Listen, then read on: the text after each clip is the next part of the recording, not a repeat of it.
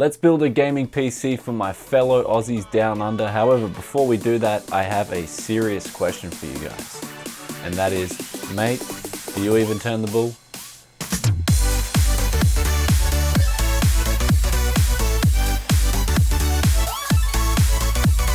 Welcome back to the month of October 2015, and today we're going with a $600 or Australian dollar gaming PC. And now one thing to keep in mind is even though this PC may look expensive, it's actually not too bad considering the Australian dollar is pretty weak at the moment.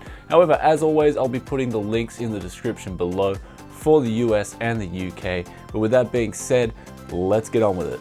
So for the CPU, we're going with the i3-4160. This is a dual-core 4-threaded CPU. Now it comes in at 150 Australian dollars, and honestly for this price, I think it's one of the best value gaming CPUs you can get down under at the moment. However, don't let the dual-core thing fool you. This thing will do an absolute fine job of playing games at 1080p.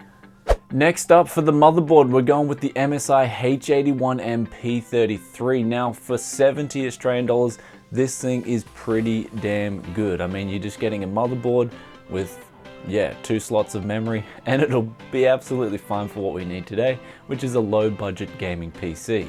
So for memory, we're going with one 8GB DDR3 stick of memory from G.SKILL. Now this is the cheapest I've seen memory in a while, $65. You also get one stick, so you've got the option in there to add in another stick in the future. So if you want to put an i7 in this motherboard and have sort of like a more powerful PC, then one 8GB stick of memory will give you that option to do so.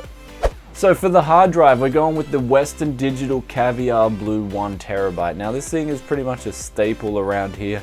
It's a good hard drive for the money. You're getting 1TB of storage, 7,200 RPM drive. It's going to be pretty quick, and if you're ready to up it to an SSD in the future, then you can use this drive as a backup drive. Graphics card, today I'm going to give you guys the choice. You can pick AMD or Nvidia. So for the AMD side of things, we're going to go with the Sapphire R9 270 for $169. This thing will do an absolutely fine job of playing games at 1080p. So for the Nvidia side of things, we've got the MSIGTX 750 Ti. This thing comes in at $179, and just like the R9 270, this thing will do an absolutely fine job of playing games at 1080p as well. So for the case, we're going with the Zalman T4. This thing comes in at $39, and I've tried some budget Zalman cases in the past, and I've been quite impressed with them. Definitely good value for money. The case here today is no exception.